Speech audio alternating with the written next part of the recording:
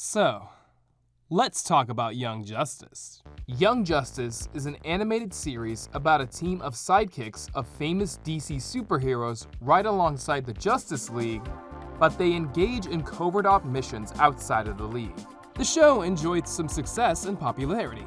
I specifically remember friends being into it at the time. Seasons 1 and 2 were the initial run of Young Justice, which aired from 2010 to 2013.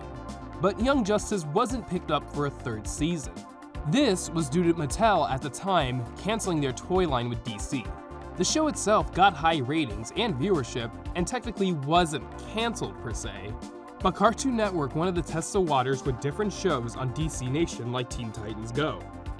And you know how successful that was. I don't look back on Season 2 Invasion very fondly, and it's partly because the way they structured it. In the Invasion storyline, a 5-year time skip took place that aged up the original members, as well as adding new characters for them to mentor and bond with, while an invasion threatened the Earth. This was a huge surprise for viewers, and for someone binging the show, it did bring cool and new dynamics to the team, but other parts of the story I wasn't very happy with. It's still worth going through to form your own opinion, but it always felt a little off to me. Finding out later that this was intentional for the showrunners does make me feel a little at ease, but in the back of my mind, I always felt that something was missing. While there was a few spin-off material like comics that added to the lore of the world, at one point the showrunners wanted to tell that story to put together the missing pieces, but had no idea how. And when publisher Little Orbit came and pitched their idea for a Young Justice game, that was the perfect opportunity. Unfortunately, this would lead to a game that has become infamous in the DC world as one of the worst games ever released on their superheroes. And that game is Young Justice Legacy.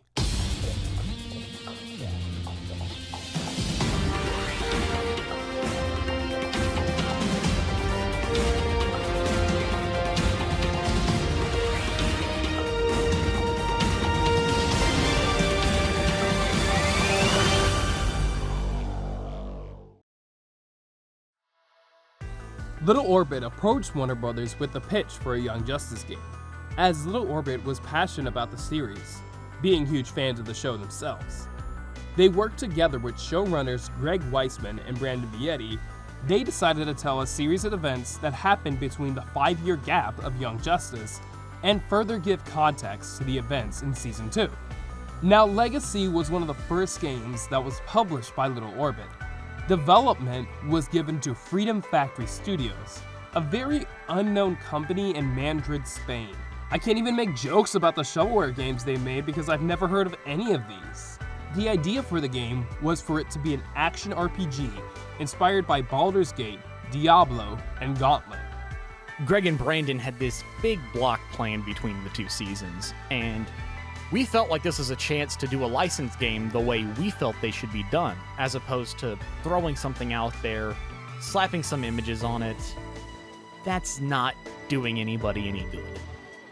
To dispel some rumors, no, Legacy was not meant to come out between the Season 1 and 2 gap. Just because it canonically takes place before Season 2 doesn't mean that's the designated release order.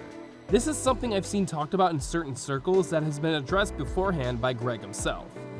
It was designed to fill in blanks, but we never would have approved the story in Legacy if we thought for a moment it might come out before all of Season 2 had aired. It would have messed up nearly all of our mysteries and reveals. The game was delayed, coming out far later after Season 2 than we would have hoped, but it was never supposed to come out before Season 2. Never. Speaking of unverifiable information, at some point on the game's Wikipedia page between 2013 and 2014, this unsighted and unverifiable sentence was added to the page about the game's delay in pre-production. I've submitted a question to Greg's website about it, and this website was super helpful in writing this video and a great source for information about his work. But considering the amount of questions currently in the queue, I don't expect an answer until 6 months to 2024, unfortunately. While Young Justice Legacy had a history of troubled development, the game went from beta to gold master code sometime between February and November, and it was playable at a few events. Little Orbit and Freedom Factory had an ambitious title on their hand. It featured RPG mechanics, 12 playable characters, a bunch of stages, extras, and what have you. They were targeting a February 28, 2013 release, but the game was pushed back. There was polish that needed to be done on the multiplayer and everything else. And it finally released on November 19, 2013 at a $30 price point. Legacy is an ambitious project for us. It's our first 360 title. It's our first PS3 title. It's our first network multiplayer. It's really important for us to get this right. We want to send a message to fans. We're not here just to shell out crap or turn over projects. We're not EA or Activision or anything super large. In this market where there's so much doom and gloom about retail publishing, we're embracing it. We're a retail publisher. We do licensed properties, and we love to believe we do them right.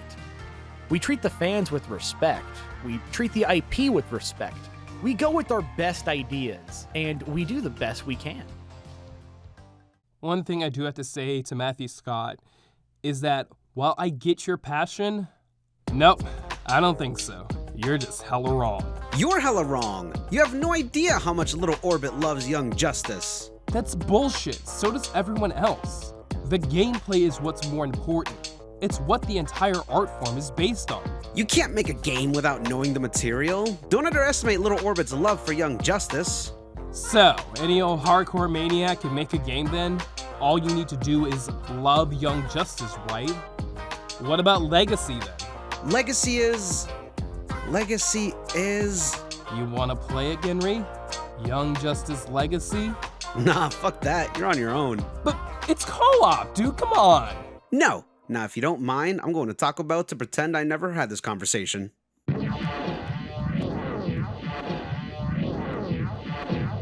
When the game first launches, you're treated to a PNG and the title screen with the logo, and pressing start gives you the menu. But why wasn't this the press start screen? I know the recreation of Mount Justice is very cheap looking, but it does give off a cool little aesthetic feel for the game just seeing Black Canary and Red Tornado working or whatever. Anyways, from first glance, the character models aren't the greatest. Aqualad has an incredibly long neck, every character has soulless eyes, and they feel very low quality.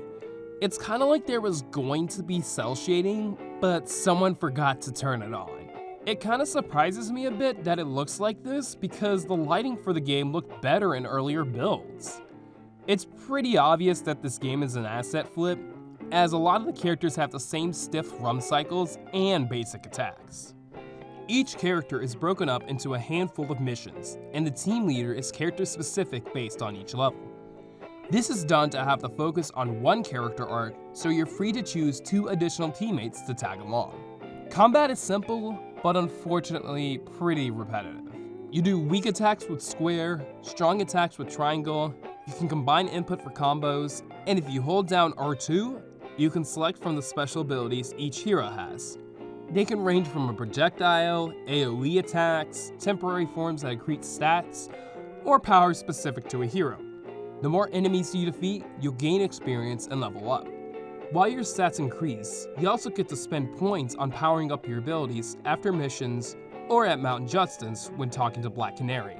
There aren't any new moves to unlock, they just gain certain properties. What surprises me is that before release, Scott talked up the aspect of leveling up the heroes, yet this aspect is barely noticeable in the game. From the start, we started with the idea of just an action RPG. I think there's a lot of love in the studio for Baldur's Gate and for Gauntlet and for even Diablo, the genesis of the action RPG genre. When we looked at this and we talked to the guys, it makes a lot of sense when you look at Young Justice and you start talking about the characters and they're younger in their development. These are characters you can level up and influence. You can give them new skills. You can outfit them a certain way. When you talk about larger superheroes like Superman, trying to change any of those characters and develop them just doesn't make sense. They're fully fledged heroes. What we wanted to do was have the roots of an ARPG game that we all loved and had fun playing as we came up through our own experiences, And then layer in this fantastic epic storyline that ties in with the characters and the cool abilities of the characters. You can level them up and change their costumes and collectibles. All that other stuff that goes along with it. Now, one of the immediate comparison when I show off this game, or was streaming this to others, people immediately thought of Raven Software's Marvel Ultimate Alliance. Now, the comparison is easy to make. I mean, the X-Men Legends series plus Ultimate Alliance was a Diablo/Gauntlet style beat-em-up with power-ups and superheroes. And while it's obvious Ultimate Alliance was given a higher budget, for me it also just comes down to game feel as well. Just on its own, Ultimate Alliance is just fun to play.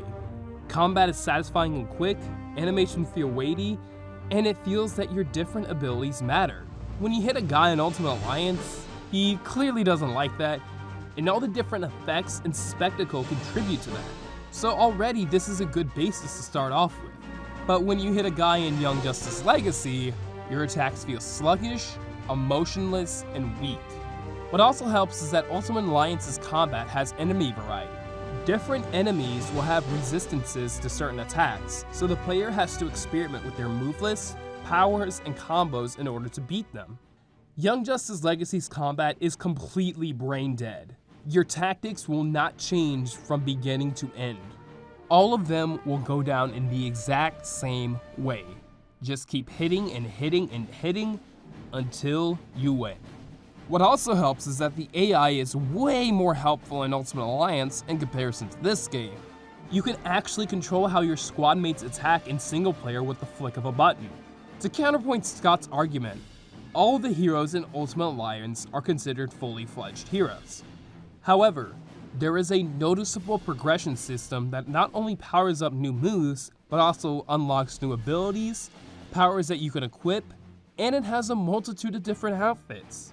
Ultimate Alliance has multiple playstyles for each hero, while the number changes in Young Justice Legacy aren't gonna change how most people play the game. It makes sense to say this in the context of the interview, but I feel that an action game with any hero can have a progression system.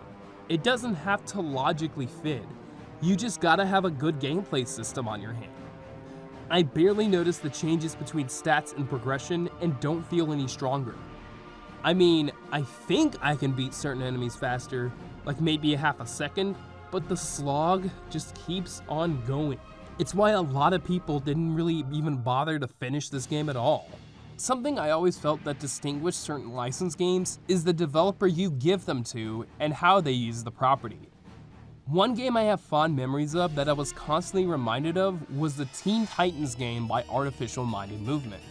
While that game's graphics didn't look good, especially for the time, and was basically an asset flip at points, like this game is, there's so much personality packed into it.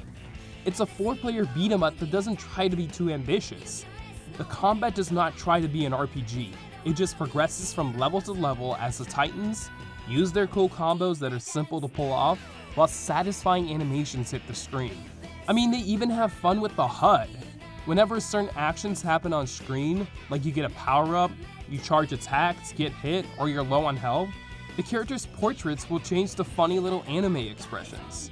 While I think Matthew Scott meant well in his statements while the team were developing the game, my biggest issue is that instead of telling us that you're excited to work on this project, you need to show it. The game isn't getting a free pass when games from 7 to 10 years ago are doing better than you, even titles in the same publishing house. But credit where credit is due, it is nice to see the different movesets these characters have somewhat realized in game. With certain characters there is overlap, like for example the Bat family, but overall while I don't like the moment-to-moment gameplay, there are some cool, unfinished, but cool looking attacks. But other than that, the game is so brain dead and unfinished. My favorite example of this is whenever you open a treasure chest. There's no actual animation or anything inside of it. You can keep pressing circle on it for no reason other than to waste your time. I assumed opening a chest heals you, but later on I noticed you heal automatically after every fight, so that couldn't be right. So maybe this was just a placeholder chest that they were originally gonna put stuff inside of, but they just didn't. So the gameplay is a buzz. What about the story? Well, to be fair, Legacy has a story that was supervised by the showrunners, and while it's great in concept for a game, unfortunately, the presentation brings it down. So to go through the game, I'm gonna go through the levels and certain plot points that are important to progression. Keep in mind that if I complain about one of the levels, it's a highlight in a very aggravating game, and most of the gameplay of this game is running into a room, beating up guys, and moving on. The first part of the game is in Greece, with Artemis as the team leader. The team is debriefed about a missing archaeologist named Helena Sandsmark, and since everyone else is busy, the team goes to investigate. Artemis runs into her sister Cheshire. Wow, do you have mental illness? And there's some League of Shadows goons there investigating. They find a tablet that belongs to Helena, and she tells about how she's been kidnapped, and it's because of a statue fragment that she found that has origins in ancient Babylonia. After exploring some more, we have a boss fight with Cheshire. This boss fight was awful. A lot of spamming the same attacks, healing until we win. Aqua Girl then tells us that a new exhibit opened in the Museum of Natural History showcasing Helena's findings. The team heads over, finds a League and Sportsmaster there as well, holding the civilians hostage. You fight through goons, sneak through the easiest lights known to man, and find Sportsmaster and have a fight with him. His spin attack is legit the most annoying thing in the world. Sportsmaster gets away with the artifact as Artemis puts a tracker on it. During this entire time, the area has been having tremors, and the earthquake reaches the museum. Luckily, Green Lantern is there to help them. So at the end of every section of the game, there's a level where a member of the Justice League assists the team in finishing the job, or something like that. This particular section ends with Green Lantern holding up a barrier to protect the civilians from the debris, and the team has to protect him from taking any damage from enemies. Green Lantern walks very slow, and it takes forever to get to the exit. After rescuing the civilians, they head back to Mount Justice and track Sportsmaster to Siberia. Now in Siberia, Superboy leads the team for this mission. Once they arrive, their communications are jammed by some communication towers, so they go out and destroy them. Fun fact, my capture card crashed in this level, so I have to do it all over again for footage. More seismic activity is detected, as well as some hostages being turned into ice blocks. You get to rescue them, and then you encounter Killer Frost. Her fight is so forgettable that I literally had to go back and remember what happened in order to talk about this. You knock down some towers to push her down, and then you get to beat her up. You pursue Sportsmaster through the tunnels that have been dug, and fight more guys and LexCorp bots. Afterwards, we run into Icicle Jr. and Sportsmaster trying to get another fragment from the ice. Alpha Team cuts them off, and they do battle. This fight is also pretty annoying because you have to fight both Icicle Jr. and Sportsmaster at the same time. The fight is the same as the Sportsmaster fight, but with Icicle Jr. at his side. During the fight, Icicle Jr. will put a barrier around himself, and all you gotta do is keep attacking to destroy it. It will make him take a lot of damage. They drop the fragments and escape the avalanche that is taking over the tunnels. Now Superman is here to save the day. And now Alpha has to escape by moving from room to room, defeating enemies while Superman holds the door. Just to show how copy-paste this game is, they play the same in-engine cutscene for every transition to each room. It's, pretty laughable. They escape after fighting like the same 5 enemies, and after seeing Superman off, they head back to the cave. After studying the fragments, they realize that they all fit together and form one piece. Unfortunately, there are still some fragments missing. Assumably, the light has some pieces. They find out what to do next, and Nightwing realizes that the equipment they saw in Siberia belongs to LexCorp. Making more connections, Batman informs the team that Luthor is in Santa Prisca, and Aquaman is already there investigating. So the team heads over as Aqualad takes charge. In Santa Prisca, Aqualad's squad is attacked by a bunch of Bane's goons. Fighting your way through, there are also LexCorp bots and Manta Troopers as well. The puzzles and layout of the shrine are so boring that I remember falling asleep during this section. Spinning these platforms was just as aggravating, and when I got to a stage of more of them, I was just so ugh. They go to where they last had contact with Aquaman at the shrine, and they run into Bane. To taunt Aqualad, he throws Aquaman's belt on the floor. But to be honest, this doesn't fool anyone, and the team fights Bane. All you gotta do is wait for him to charge, and he'll ram into a pillar. Beat him up, and the team enters the shrine. I think this shrine sucks.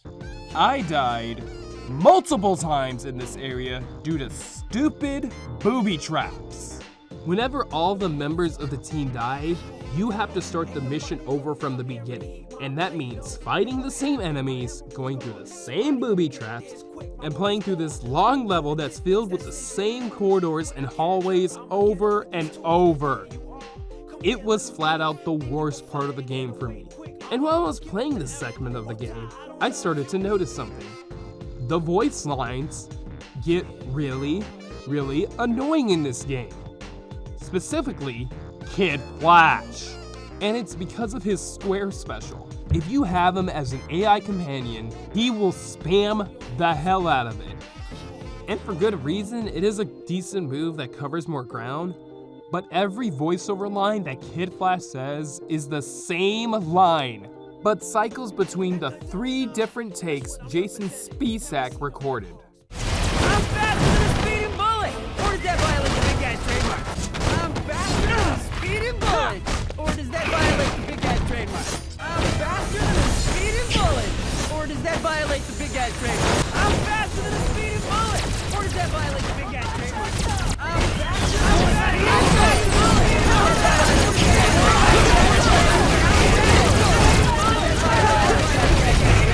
Oh, apparently the big guy is Superman, and apparently this line is a reference to the super expensive 1940s Superman cartoons. Faster than a speeding bullet. Or does that violate the Big Cat trademark? After going through that agonizing shrine, you have to use an elevator to head to the lower levels. So to keep being lowered, you have to destroy the clamps that hold the platforms in place. I restarted this level like 4 times because every time I tried to push the switch to make it go down, nothing happened.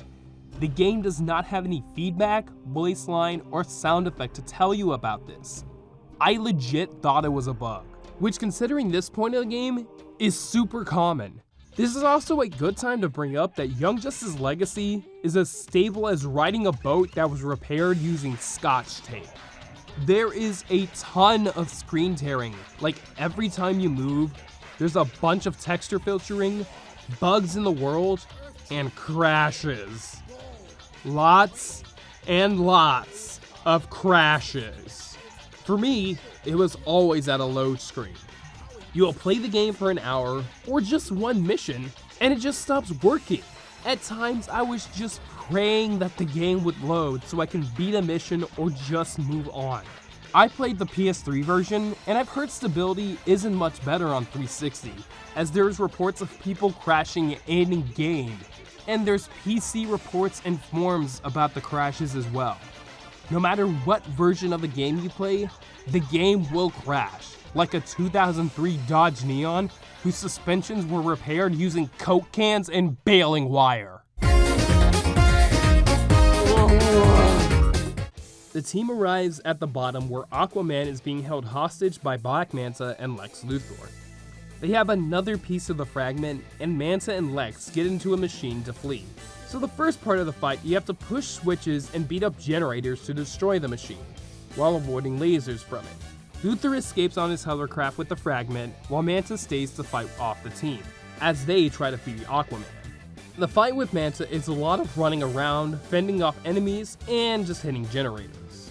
The funny part about these games is that there's always a sweet spot that you can be in where you won't get hit by anyone, and continue to just abuse the AI while you effortlessly win. It does make playing bad games easier. So defeating Black Manta, we free Aquaman. But then Manta sows a seed of doubt into Aqualad. He tells Aquaman to tell Calder the secret he's kept from him for years, which causes Calder to question his loyalty. Anyway, the team chases Luthor on his hovercraft, and with the help of Aquaman, are able to slow him down. Luther escapes on his other hovercraft. I mean, the dude's rich, I guess. But he leaves behind the fragment. And so with the mission complete, Aqualad turns to Aquaman to have a talk with him back at the cave. When Calder talks to Aquaman, Aquaman suggests that he should talk with his parents about what Mantis said. Already putting together the pieces, he further explains that Calvin Durham is not his real father. And Aquaman explains that this was to keep him from searching for his real father. Calder then says he deserves to know. Because then why does Manta know his lineage? I deserve to know. Clearly others know the truth. You, my mother, even Manta. No, do not say it. Not Black Manta. I only sought to protect you, Calderon. You would protect me with a lie? None of this changes who you are, nor who raised you as his son. Then why keep it from me? I trusted you. I would have given my life for you. Calder! This small scene shows Young Justice's strengths as a narrative, as well as the series' incredible voice talent. Kari Payton honestly gives a great performance here as Aqualad in this scene, but unfortunately, it does not feel right because of the awkward animations, missing sound effects, awful looking models, and the fact every voice line keeps getting cut off. However, his emotion shows in his delivery, as this was the first catalyst that ties the knots of Season 2. Even the way they showed it off here, even if it's subpar, is still pretty good, despite everything else going against it. The team reconvenes while Batman calls them, and Tula continues her investigation of the fragments.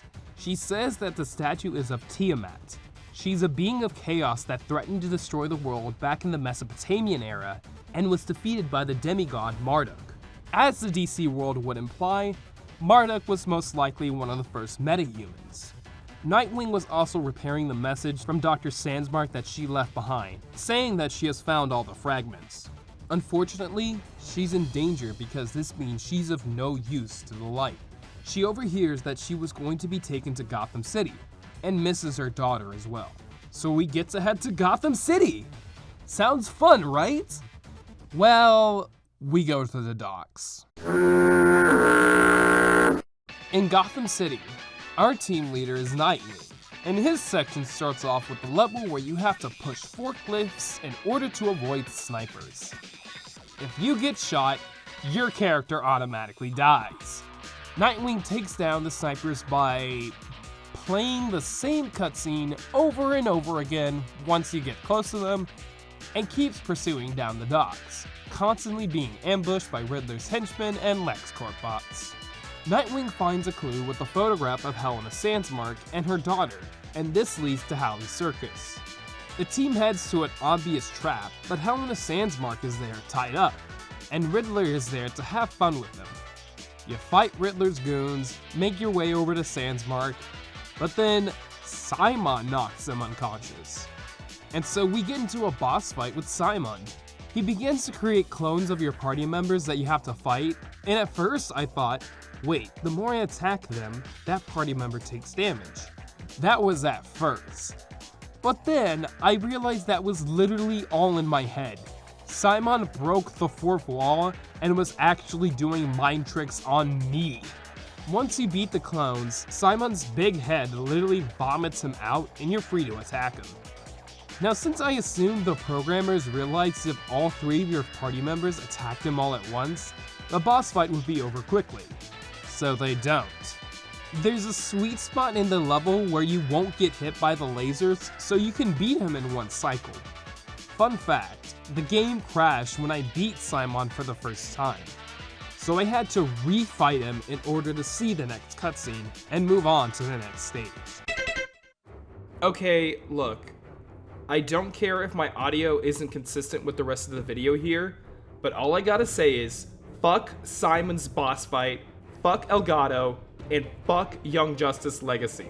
I have just come back from fighting Simon a third time.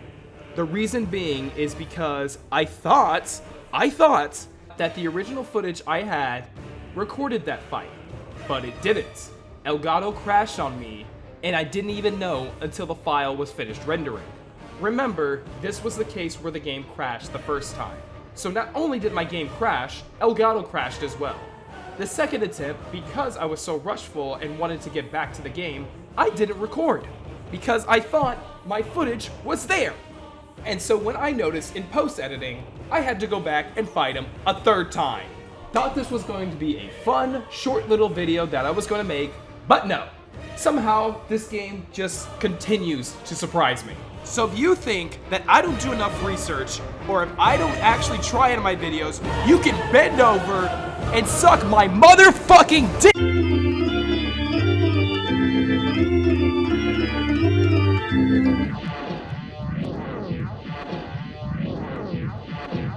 So after beating Simon, we rescue Helm of Sandsmark, and find out Simon was being controlled by Riddler. And so we head to his hideout, and he gives us a riddle to solve. You can just Google the answer, but if you want to get all the collectibles and unlock Zatanna, you need to play the level. And the boss fight with Riddler, it's not a very fun one with a whole lot of tedious cycles. He goes through a roulette, you have to run over to the panel he flips over and punch it a lot, and destroy every single panel to beat him. He has bombs, gas, this one is the actual worst, he can spawn enemies, and much more. It's really not that interesting of a fight, and the AI can't avoid Riddler's bombs to save their life. We do get a really funny moment with Nightwing and Riddler, however. I'm Riddler, not a fighter. Welcome punch! And it looks like I'm ahead of the game.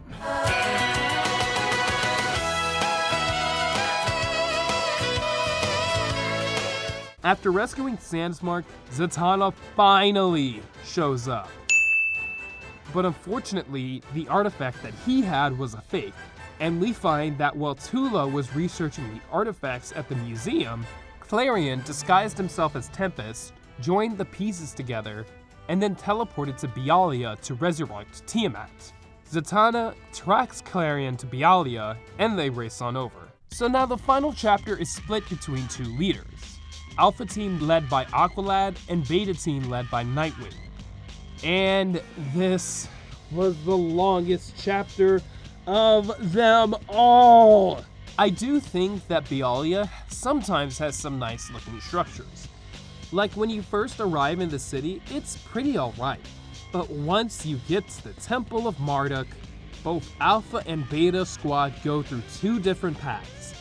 And this means you will see the same corridors, the same rooms, the same enemies, and the same doors and assets just repetitively repeated over and over again. It was so boring, so lame. I was so tired that honestly, I just started spamming the circle AoE abilities just so I can get this game over with. It is currently, it is currently 1:45 a.m. on the 19th of July. I am very tired. If you're very confused to what's going on, the footage you are seeing in the current video had to also be re-recorded. I have to re-record, not only did I have to re-record the entire finale, the final 4 most agonizing stages of the game, but I also had to re-record every single cutscene and the boss fight with Tiamat. All 4 phases as well. I can't even do a joke like I did previously. I am just done with this game. There are some different puzzles that try to spice up between each level, but the padding between them just makes me nauseous. The final puzzle was just aggravating because all you have to do is press 3 switches, but so many enemies keep spawning and keep getting in your way. I want to be done with this damn game. And so Beta Squad finds Clarion and he has Tula tied up. Clarion throws the artifact into the pool and uses Tula's magic to revive Tiamat. Tiamat spits out the Tablet of Destiny that Clarion wanted, Tikal takes it, and they give chase.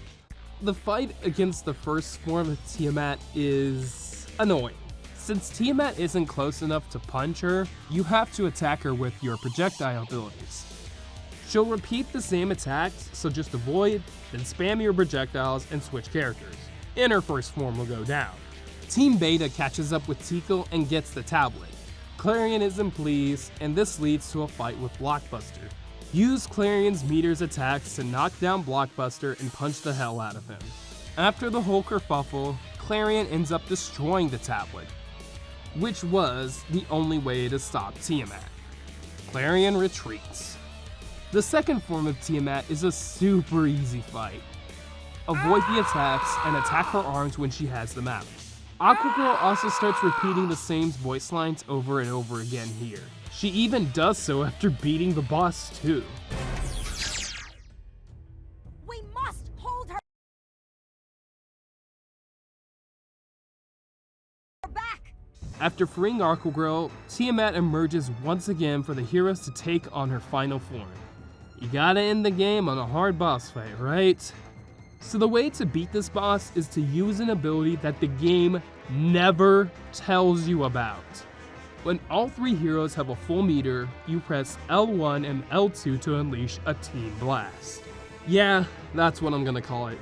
You have to do this around 4 or 5 times to defeat Tiamat. She doesn't take any damage from any other attack. The good news is that the enemies she spawns after defeating them gives the heroes half the meter. The bad news is that Tiamat's attacks are devastating and hit hard. Specifically, this dive bomb attack. If all 3 of your teammates get hit once by this attack, be prepared to start the boss fight all over again. So I had to let Superboy take the hit while Miss Martian kept the team's health up. So Tiamat is defeated and pushed back into the pool. But in order to fully seal Tiamat, Tula has to sacrifice her life. The cutscene and ending of the game, despite the crappy looking models, is pretty emotional. After sealing Tiamat, Calder and Garth arrive after all this transpired and mourn the loss of their fallen friend. She sacrificed herself to save us. To save the world. I'm so sorry, Garth. At Mount Justice, Batman refrains what they did saved countless lives and that the fragments will be destroyed. Unfortunately, they lost Aquagirl in the process, and Batman remarks that it's not the first and will not be the last team member they lose. After collecting themselves, Nightwing realizes that Aqualad did not join this briefing. He finds a pre-recorded message with Aqualad announcing that he's leaving the team because he's confused about his family, and he even allows Nightwing to be in charge of the team. I love this especially since it bookends the jealousy and relationship both Dick and Calder had in the first season. Robin was wanting to be leader of the team, but everyone decided that Calder was a better fit. He had jealousy of him, but overall came to accept him. Dick got something from his past that he wanted, but he's now questioning authority and at the leave of a friend. This is one of the reasons I love Young Justice. There's deep character writing, developing relationships, and constant themes throughout the whole experience.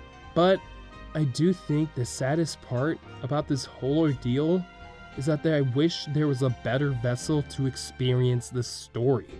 Legacy wasn't a very good game, but you know what?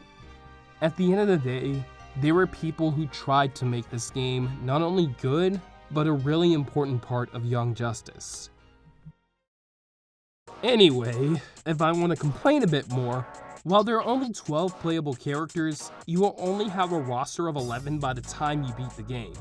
Beast Boy is obtained by beating the game, and Rocket is the last playable character you unlock. And it's by going through the game again on hard. Yeah, I'm not doing that. Asking someone to beat this game in itself is a task, but apparently Rocket is incredibly overpowered. Oh, here's a fun fact. You can unlock Rocket's alternate costume in the 3rd mission of the game. but you have to beat the game twice in order to actually use it. Speaking of costumes, the alternate costumes that you unlock for every character, I don't like them. Most of them are just mentor suits, and they're either a recolor or just... I do not like looking at them. There were DLC for both other costumes and new characters, but unfortunately, Young Justice Legacy was delisted off digital stores in 2017, leaving them unobtainable. Unless you have other means, but I'm not jailbreaking my PS3 just to play the DLC of Young Justice Legacy. But at launch, they were day one DLC. These included Bumblebee, Wonder Girl, Lagoon Boy, and Blue Beetle. Honestly, it would have been more rewarding if the unlockable costumes were more thought out and tied to the series. Like, instead of Superboy getting the ugly Mentor outfit, I would have preferred the Cadmus outfit that was DLC to unlock. Same with the other characters too. The unlockable costumes are so bad. I didn't get to play this online, but there is footage on YouTube of people doing so, and it worked, I guess? I hope these people were having fun. The game is probably more fun in co-op because you have someone to share it with. One collectible that's pretty cool and unique to the game are the Red Arrow journals. These are lore-based journal entries that tell of Will Harper's journey to find the original Speedy. He catalogs events you see inside material, comments on the new team members, and you see that he goes down a depressing and obsessive path, questioning his right to exist as a clone, his relationship with Jade, and everyone's loyalty to finding the original Speedy. These log entries are really simple but cool reads, and nowadays you can easily find them on the Young Justice Wiki. Anything else? Well, there is a quiz minigame that you can do by accessing the computer. This quiz is for that huge Young Justice fan who's binged the series multiple times. I don't feel that they give you enough time to read the question and answer it. And the difficulty of these questions vary from super easy, like who's a team member's mentor, to hugely specific questions like in Season 1, Episode 7, what costume did Kid Flash wear for Halloween? It's a nice little addition, but it's a heavily cryptic quiz game for me. Legacy is still canon to the story, of course, because after the events of the game, Helena Sandsmark's daughter, Cassandra, joins the team as Wonder Girl. And Helena does make an appearance in the show in Season 3. If you remember when the parents of the Outsiders arrive to basically be parents, but then they come around to supporting the Outsiders themselves. More importantly, in Season 4 of the show, the demigod Marduk later on was revealed to be one of the aliases of major villain Vandal Savage, who during his time as Marduk created the Light, the head driving force of evil throughout the entire series. There was also a 3DS version of the game that was a tactics-based RPG. I mean, credit for trying, but like, if the game looks even less tolerable than the HD versions, why even try? The combat is exceptionally slower now that it's a tactics-based RPG. The frame rate is awful. The models look even worse. The characters' voice lines are incredibly bit crushed, and the animations don't even flow well in this style. And just, why would anyone want to play this? Please leave a comment if you played this version, or if you beat it as well. I have to ask where your sanity is at right now. Either way, this project speaks of a developer that got the chance to make a game they wanted to, but got way too ambitious for how it played. I do think this was a nice way to tell the story. Like what I heard about the game, getting to play as all my favorite young heroes from the team, it sounded awesome decided what I heard about the quality. But it needed more talented people to accomplish what it was setting out to do. Apparently, depending on the success of the game, Little Orbit was looking to make future titles for Young Justice because they had the license for a while. Unfortunately, these projects never came to be because the first one was Legacy. After Legacy, Little Orbit continued to publish licensed games by other developers. Some of them were Cartoon Network properties, and quality depended from title to title by developer. Like they published WayForward's third Adventure Time game, a Kung Fu Panda Smash Bros. Clone, or other Barbie and Monster High games. Nowadays, Little Orbit has been helping to restore MMOs like getting the rights to APB Reloaded and Fallen Earth. They're also in development for Unsung Story, a game that has been in development since 2014 by the creator of Final Fantasy Tactics. Due to not having enough resources to finish it, it was dropped by the original devs, and Little Orbit picked up development for the game in 2017. It's still in early access with the first chapter being available since 2020. Either way, it's good to see Little Orbit trying to keep their consumers happy by keeping old MMOs alive or trying to revive games that weren't going to see the light of day. The developer Freedom Factory Studios didn't fare as well as Little Orbit. A year later, they released two titles. A tie-in game to the movie Kick-Ass 2 that suspiciously mirrored the combat system of another popular DC superhero game. And apparently they didn't even get the voices for the movie, or any sound-alikes for the game. I've spoken to someone who has played this game. And Genry, what's your verdict? It sucks! Thanks, Genry. They also made another game that was in early access called Bloodbath, which is a multiplayer arena brawler. And like most of them, this one didn't do well, and was most likely the game that shut their doors in 2014. Hopefully the devs are doing alright, or have their own jobs by this point, but I don't think they'll be missed. Now, Young Justice had a huge and vocal fan base that were clamoring for the series to come back, and Warner Brothers took notice with Teen Titans Go crossovers and what have you. Then, due to the show coming to Netflix in 2016, and the show's popularity on the service, 9 months later, it got renewed for a third season. It started airing in early 2019 on the DC Universe streaming service, and then Season 4 got moved to HBO Max. Season 4 just wrapped up airing on HBO, and while I really enjoyed the series, it hasn't been confirmed if it was picked up for another season yet. We are getting more spin-off materials with new comics I'm interested in, but we'll see what the future holds. I've personally become a recent fan of the show, and ended up binging the whole series right as Season 4 was coming out. I really enjoy the show, and would love for it to continue, at least until the Apocalypse storyline gets fully wrapped up. The finale of the last season was incredibly sweet, and if we don't get any more seasons, I'd be alright with it. They wrapped up Season 4's plotline pretty well that could be continued in other ways, like comics or whatever. And while I do have some criticisms of these seasons, there's been a lot of my favorite moments in this new era of Young Justice. While almost everyone has moved on and gone their separate ways from this project, I do believe that the entire crew, whether it be Little Orbit, the writers, and even Freedom Factory, did try to make a game that the fans would enjoy. They were very clear and vocal about their intentions during development, and showed off the game at different press events, and even gave behind-the-scenes footage and shots on their Facebook page, which has now been deleted. Especially since for the time, this was the last Young Justice content people were getting until 2019. We feel we brought our passion for the show to the development of the game, including months of story design, the utilization of fan-favorite characters, as well as the original show's cast for voiceover in the game.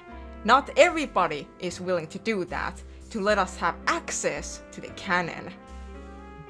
Even when I didn't enjoy the gameplay at all, and it was clear that there were a lot of woes from the project, I think just completely writing off a bad game like this, calling it Young Justice Light, and just telling people not to play it isn't telling the full story. There are some people out there who did have fun, or find something to like with this game, or most fans enjoyed the story it provided. Some were emotionally pulled by the story as well. That's still worthy information to report. Seeing what went wrong, what they tried to do, or just telling the story that the game offered should be prioritized. I've watched it but haven't played it, I must confess, because I personally am not a gamer. Frankly, my hand-eye coordination sucks for this kind of thing. I doubt I'd survive the first mission. I have no experience in this area. Other folks seem to have enjoyed it well enough, but I can't judge. I'm still proud of the story, and I think the game is worth supporting for the story, if nothing else. If the gameplay wasn't the best for you, I hope the story and the characters still made it worthwhile. There's a reason why Little Orbit and the showrunners are still hard at work on their own, and why we haven't heard from Freedom Factory since 2014. And this is their biggest credit. The game might have not turned out as the product that they originally wanted to be, but still, it left a legacy on this series that is still being talked about to this day. That is why we should remember Young Justice Legacy. Although you shouldn't play this game, and I'm putting my copy exactly where it belongs. Hey everyone, thank you so much for watching the video.